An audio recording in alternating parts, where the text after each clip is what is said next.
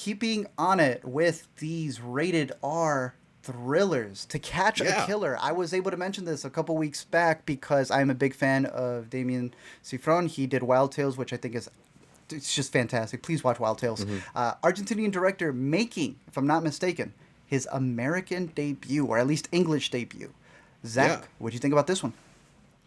I thought that To Catch a Killer was a pretty solid police hunting serial killer style movie that also did a pretty interesting job of making it feel modern, right? Like this isn't trying to catch Zodiac or something like that. He's a killer that operates the way that we see a lot of killers work in modern day, like public mass casualty events, right? And I think that there's an element of this film that felt a little bit like Foreigner tries to explain America as best he can. I know sir. I know we have a lot of gun fatalities in this country, but I kind of feel like if the events of this film happened, we would call in the National Guard or something, not just rely on Shailene Woodley.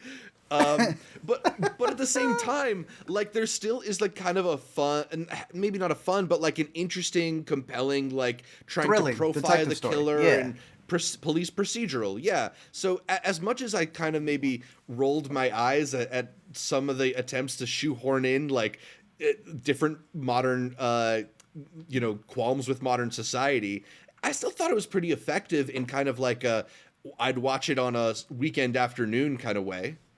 Yeah, I almost want to give it that junior price, saying it's worth the matinee. But if this was on streaming, that's probably the best way to catch this, right? Like you were saying about the modern things, there's a sequence early on where they don't know who in the building who's escaping might be it, so they start taking video of everybody in order to be able to capture their faces. Yeah. So they're trying these like new techniques, and that's what she's supposed to bring to the table. But at the same time, you're like, why her? Out of the way that the whole thing is played. You also have a pretty decent cast around her that I think make it a thrilling enough adventure to follow. I think Ben Mendelsohn was pretty good because they bring up all of these Jaws references of how are you supposed to handle a scenario like this? Do you shut down the city? Do you not shut down the city? Which approach do you take? And I thought he did a really good job with it. But overall, I do agree with you in that sense of having a foreign director kind of like sampling what they think America is. And there's no better movie than Tyrell. You know how I feel about that. It does not get as low as this movie does. But damn, was it getting close to that at certain points. So my barometer for it would be this. To Catch a Killer is pretty decent. I think if this gets picked up by Netflix or something, a thumbs up on that. I think it's worth the watch. Right under 2 hours, hour 59. It keeps you intrigued for the most part. I was never bored by it. So for that, I give it the recommendation. There's this one part of the film where, like, Shailene Woodley's character is essentially like, I don't blame you, I blame the media that goes after clicks. And it's like, what are we even talking about? What are you on, bro? Like, there's no reason that Breonna Taylor's name needs to come up in To Catch a Killer, but it was there. Nah.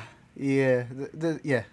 I'll leave it at that. To Catch a Killer, out on limited release, I want to say, but it should be available in virtual video on demand very soon.